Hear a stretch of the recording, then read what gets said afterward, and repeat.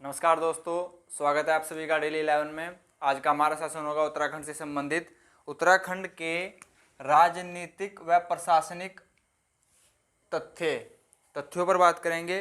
शुरू करते हैं बिना किसी देरी के, क्योंकि समय ही सब कुछ है, जैसे कि आप सभी को पता है। बात करते हैं उत्तराखंड की। उत्तराखंड उत्तर प्रदेश से 9 नवंबर 2000 में गठन किया गया था। उत्तर प्रदेश के 13 जिलों को मिलाकर इसका गठन किया गया था, जिसमें गढ़वाल मंडल में 7 जिले हैं, कुमाऊं मंडल में 6 जिले हैं। इस पर हम चर्चा कर चुके हैं भौगोलिक विभाजन में, उसका लिंक आपको डिस्क्रिप्शन में मिल जाएगा।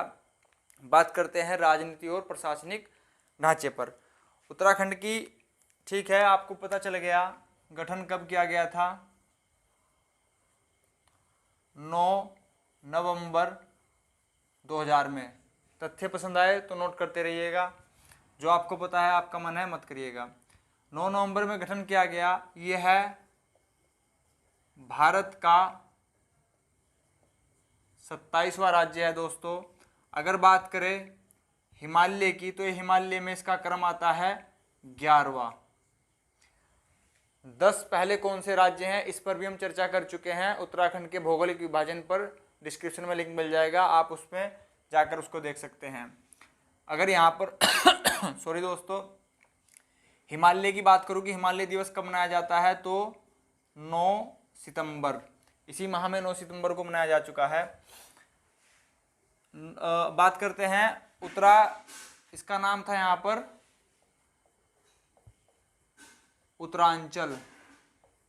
ठीक है, 1 जनवरी 2007 से इसका नाम हो गया है, जो कि आप वर्तमान में देखते ही हैं, उत्तराखंड।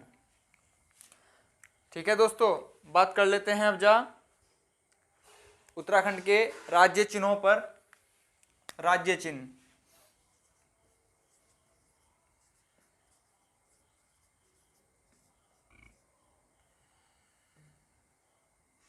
राज्य चिन्ह पर बात करें तो उत्तराखंड का जो हमारा राज्य चिन्ह है, उसमें दोस्तों 3 पर्वत चोटियां हैं। यहां पर देखिएगा,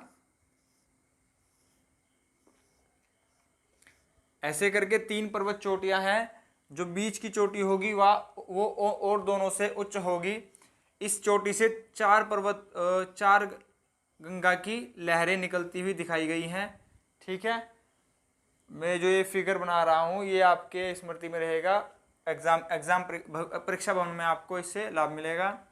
बात करते हैं बीच की चोटी सबसे ऊंची है। बीच की चोटी पे जो अशोक की लाट है, वहां पर लिखा गया है सत्यमेव जयते। ये किससे लिया गया है? उपनिषद याद होगा, कौन सा था? मुंडकोपनिषद। मुंडकोपनिषद से लिया गया है दोस्तों। इसकी आकृति की बात करें तो यह सब जो भी चीजें हैं, इसकी आकृति कैसी है? आकृति है इसकी गोल। ये भी एक अच्छा क्वेश्चन है। आगे बढ़ते हैं, चिन्हों को स्टार्ट करते हुए हमारा पहला चिन्ह यहां पर होगा दोस्तों, राज्य पुष्प। यहां पर ले लेते हैं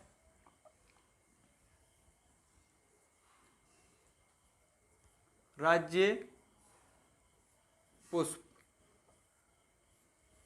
अगर आप नोट्स भी नहीं बना रहे होंगे तो तथ्यों को ध्यान से सुनिएगा, वीडियो रिपीट भी कर सकते हैं, तो आपको याद रहेगा। जब भी आपका फ्री टाइम हो, आप उसको बार बार रिपीट करके सुन सकते हैं। राज्य पुष्प की बात करें तो राज्य पुष्प हमारा क्या है?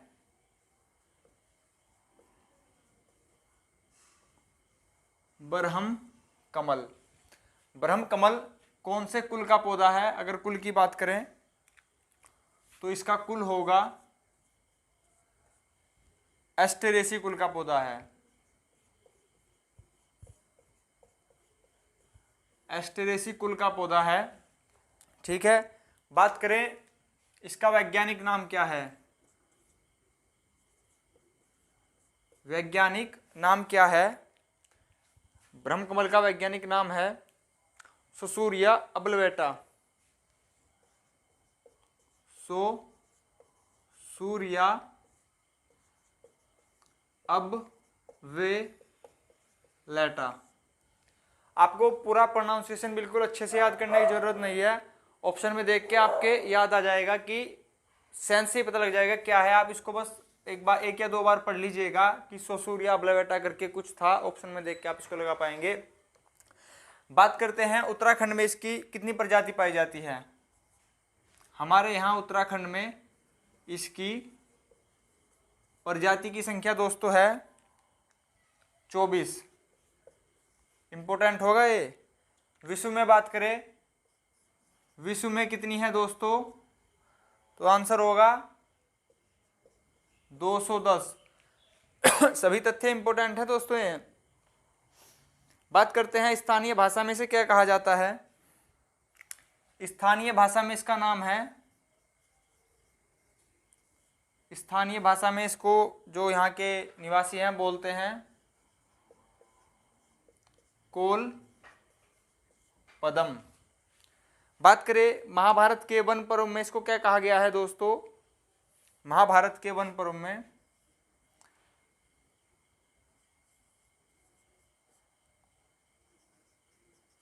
महाभारत के वन पर्व में इसको कहा गया है सौगंधिक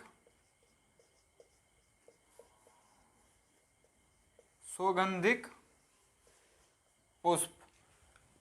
तो ये थे हमारे उत्तराखंड के राज्य चिन्ह जो कि पुष्प है उससे संबंधित। बात करें इसकी ऊंचाई है, कितनी ऊंचाई पर पाया जाता है दोस्तों, तो इसकी ऊंचाई है, इसकी ऊंचाई कितनी ऊंचाई पर पाया जाता है 4800 से 6000 मीटर की है ऊंचाई पर पाया जाता है। 4800 से 6000, 4800 से 6000 मीटर की ऊंचाई पर पाया जाता है। बात करते हैं इसके पुष्प कब खिलते हैं। इसके पुष्प खुलते हैं जुलाई से सितंबर तक। पुष्प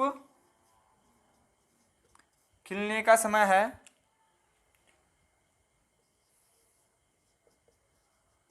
जुलाई से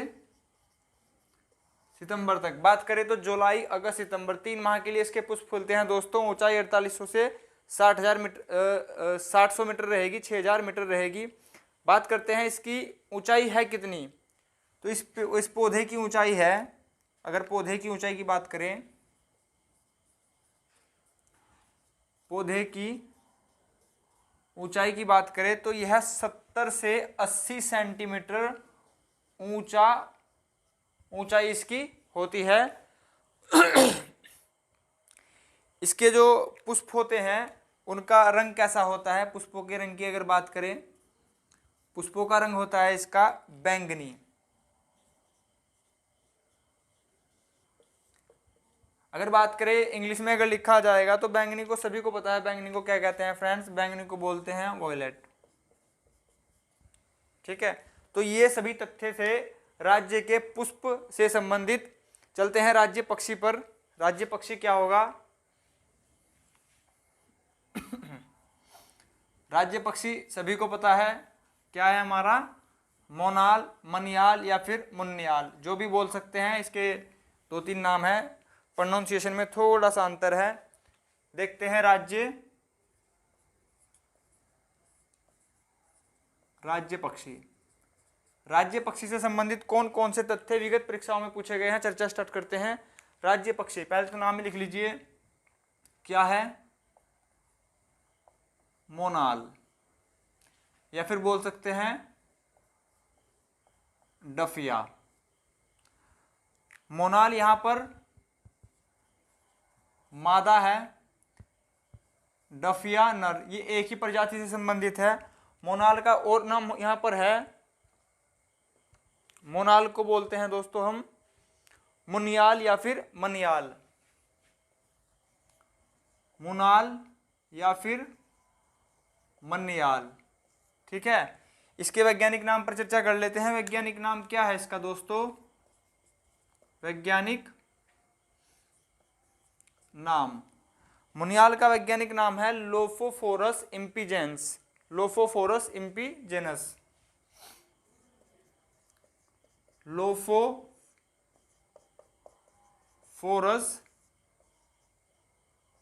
एम्पिजेनस। ठीक है, यह कीड़े मकोड़े इस टाइप की चीजें खाता है, लेकिन इसका प्रिय आहार क्या है? अगर बात करें प्रिय आहार की, इसका प्रिय आहार है दोस्तों आलू। बात करते हैं मुनियाल और किस राज्य का राज्य पक्षी है? पहले हिमाचल प्रदेश का था, लेकिन अब उन्होंने चेंज कर दिया है। आप मुझे कमेंट बॉक्स में बताइएगा कि उनका अब वर्तमान में कौन सा राज्य पक्षी है। परंतु यह राष्ट्रीय पक्षी है नेपाल का, ये भी लिख लीजिए, राष्ट्रीय पक्षी नेपाल का। अपनी स्मृति में से आप हिमाचल प्रदेश निकाल दीजिएगा, क्योंकि हिमाचल प्रदेश ने इसको चेंज कर दिया है। हिमाचल प्रदेश का राज्य पक्षी अब मोनाल नहीं है। इसकी ऊंचाई देख लीजिए दोस्तों, कितनी ऊंचाई पर यह पाया जाता है। ऊंचाई कितनी हाइट पर मिलेगा? यह आपको मिलेगा 2500 से 2500 से 5000 मीटर की ऊंचाई तक आपको यह मिलेगा। इसकी पूंछ दोस्तों हरी होती है, जो इसकी पूंछ होगी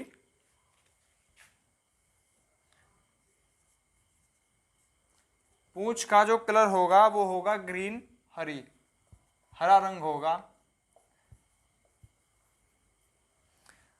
बात करते हैं दोस्तों इसके सर पर, सर में भी नर होगा, नर के सर पर रंगीन कलगी होती है, रंगीन कलर की कलगी होगी, वो भी नर के सर पर होगी दोस्तों। आगे देखते हैं, इसमें बात करते हैं दोस्तों राज्य पशु की बात करते हैं। पुष्प हो गया है, पक्षी भी हो गया है, राज्य पुष्प देख लीजिए, यहीं पर ले लीजिए राज्य पुष्प। राज्य पशु, राज्य पशु हमारा क्या है? सभी को पता है, कस्तूरी मर्ग। कस्तूरी मर्ग हमारा राज्य पशु है। इसकी ऊंचाई देख लीजिए कहां पर मिलती है, कितनी ऊंचाई पर यह मिलता है? ऊंचाई पर मिलता है यह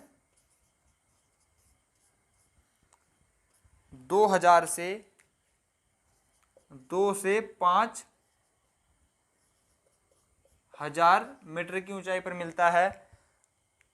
कस्तूरी मर्ग का अगर हम बात करें इसके वैज्ञानिक नाम की, वैज्ञानिक नाम है इसका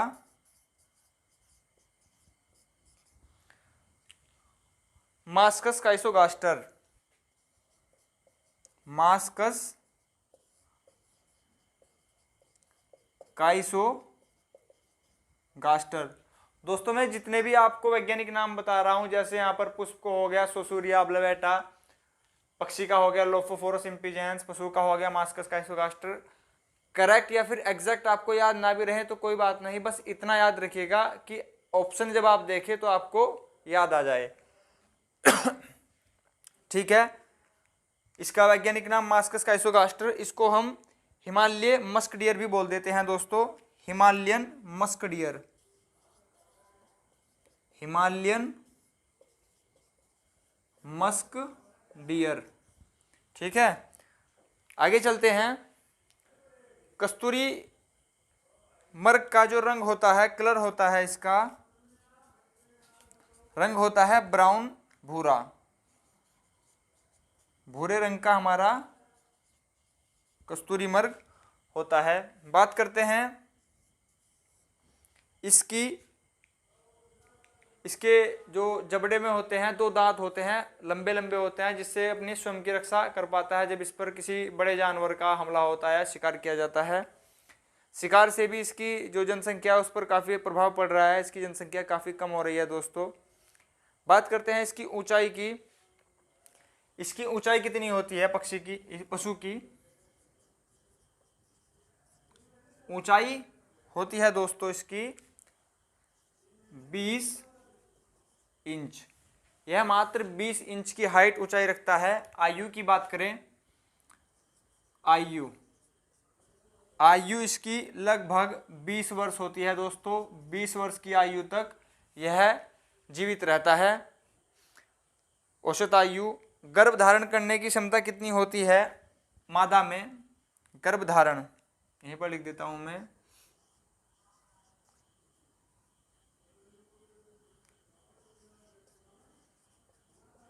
गर्भ धारण प्रत्येक 6 माह में एक बार में एक मादा एक ही कस्तूरी मर्ग को जन्म दे पाती है दोस्तों, कस्तूरी मर्ग। अब बात करते हैं कस्तूरी किस के अंदर पाई जाती है? जो कस्तूरी होती है, सुगंधित पदार्थ होता है, वह नर में पाई जाती है या फिर मादा में? तो इसका आंसर होगा यह नर में पाई जाती है, ना कि मादा में। नर के जननांगों में मिलती है, नाभि के समीप मिलती है। लिख देता हूं मैं, कस्तूरी मिलेगी नाभि के पास में। अगर मैं आपसे पूछूं एक बार में कितनी कस्तूरी प्राप्त की जा सकती है एक वयस्क नर कस्तूरी मर्ग से, तो एक बार में की जा सकती है 30 से 45 ग्राम। यह है कितनी आयु से स्टार्ट हो जाती है कस्तूरी? अगर आयु की बात करूं तो यह जब कस्तूरी मर्ग 1 वर्ष का हो जाए तो उससे हम यह कस्तूरी प्राप्त करना प्रारंभ कर सकते हैं। और अंतराल कितना होगा इसमें? प्रत्येक 3 वर्ष के अंतराल पर कस्तूरी प्राप्त की जा सकती है। एक बार में 30 से 45 ग्राम कस्तूरी हम प्राप्त कर सकते हैं। बात करते हैं कस्तूरी का इस्तेमाल कहाँ किस के लिए रोग के लिए हो सकता है? तो हृदय के रोग के लिए हो सकता है, दमे के रोग के लिए हो सकता है, मिर्गी के रोग के लिए इसका इस्तेमाल किया जा सकता है। इसका दोस्तों अवैध शिकार हो रहा है, जिससे इसकी जनसंख्या में भारी मात्रा में कमी आई है। तो उसके लिए उत्तराखंड सरकार ने क्या क्या प्रयास किए हैं, क्या क्या कदम उठाए हैं, उन पर अभी हम चर्चा करेंगे। देखते हैं, मैं इसे रफ कर देता हूं, उसके बाद देखते हैं हमारी उत्तराखंड सरकार ने उनकी जनसंख्या को नियंत्रण करने के लिए कौन कौन से कदम उठाए हैं। ठीक है दोस्तों, उत्तराखंड सरकार ने 1972 में 1972 में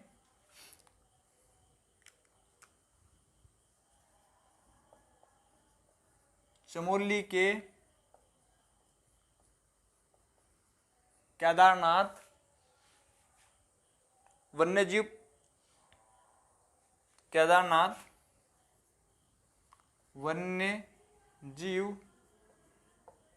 प्रभाग के अंतर्गत कस्तूरी मर्ग विहार की स्थापना की है।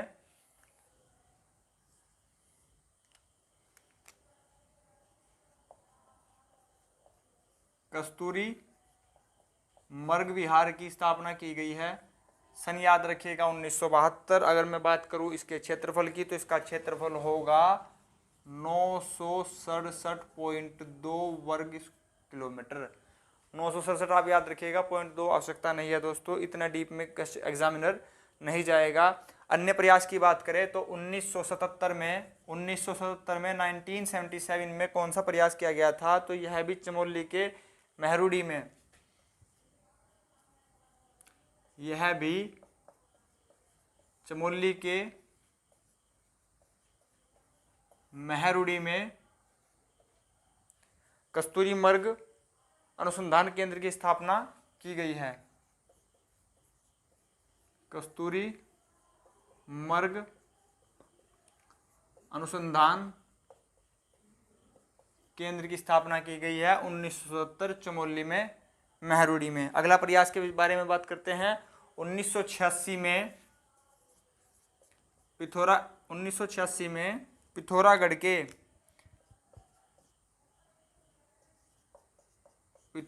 के अस्कोट वन्यजीव विहार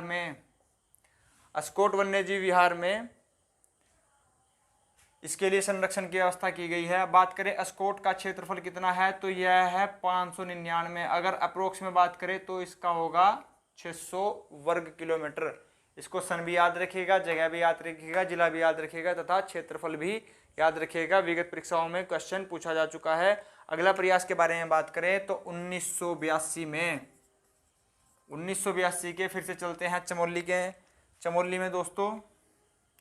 1982 में चमोली में कांचुला खर्क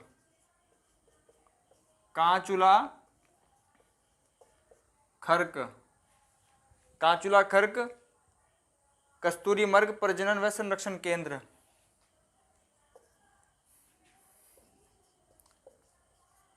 कस्तूरी मर्ग प्रजनन व संरक्षण केंद्र, इसकी स्थापना की गई है। क्वेश्चन आएगा कस्तूरी मर्ग प्रजनन केंद्र कहाँ स्थित है? चमोली के कांचुला खर्क में 1982 में इसकी स्थापना की गई थी। ये सभी तथ्य विगत परीक्षाओं में पूछे जा चुके हैं। व्यर्थ में आपको कुछ भी नहीं लिखाया जा रहा है दोस्तों, व्यर्थ में आपका समय बर्बाद नहीं किया जा रहा है। चलते हैं उत्तराखंड के वृक्ष की ओर। उत्तराखंड का राजकीय वृक्ष क्या है? आप सभी मुझे कमेंट बॉक्स में बताएंगे कि उत्तराखंड का राजकीय मेला कौन सा है। इस पर हम काफ़ी बार चर्चा कर चुके हैं। जो छात्र लेक्चर में सेशन में रेगुलर हैं उन्हें इसका आंसर जरूर पता होगा, कमेंट बॉक्स में वो आंसर भी करेंगे। बात करते हैं राज्य वृक्ष पर। राज्य वृक्ष कौन सा है दोस्तों? इसका आंसर सभी को पता है, बुरांश। सभी को इसका आंसर पता है। अगर मैं बात करूं बुरांश की, बुरांश का वैज्ञानिक नाम क्या है? Rhododendron arboreum. वैज्ञानिक नाम की बात करें तो वैज्ञानिक नाम है रोडोडेंड्रोन अर्बेरियम।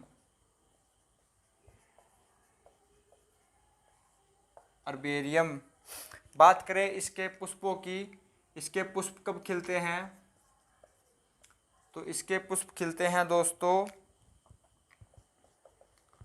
फरवरी, मार्च तथा अप्रैल, 3 माह में। अभी मैंने बताया था ब्रह्मकमल कब खिलते हैं? जुलाई, अगस्त, सितंबर, वो भी 3 माह के लिए खिलते हैं। बात करते हैं दोस्तों इसका रंग कैसा होता है? सामान्यतः इसका रंग क्या होता है दोस्तों? इसका रंग होता है रेड, यानी कि लाल। लेकिन अगर आप 11,000 फीट की ऊंचाई पर जाएंगे या उससे अधिक जाएंगे तो इसका कलर आपको मिलेगा वाइट, यानी कि सफेद, वाइट इन कलर। बात करते हैं दोस्तों यह कितनी ऊंचाई पर मिलता है? इसकी सामान्यतः ऊंचाई कितनी ऊंचाई पर मिलेगा? तो यह मिलता है 1500 से 4000 मीटर की ऊंचाई पर मिलेगा। सभी तथ्य लिख लीजिएगा फ्रेंड्स। आगे बढ़ते हैं।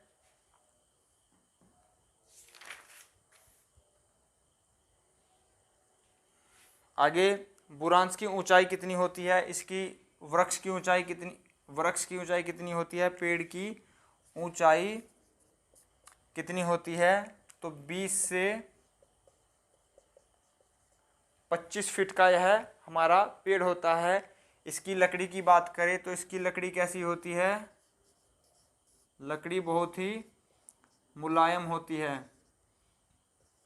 जो जनजातीय लोग हैं इसकी लकड़ी को ईंधन के रूप में, इसके पत्तों को अपने मवेशी जानवरों के लिए घास के रूप में प्रयोग करते हैं दोस्तों। वन अधिनियम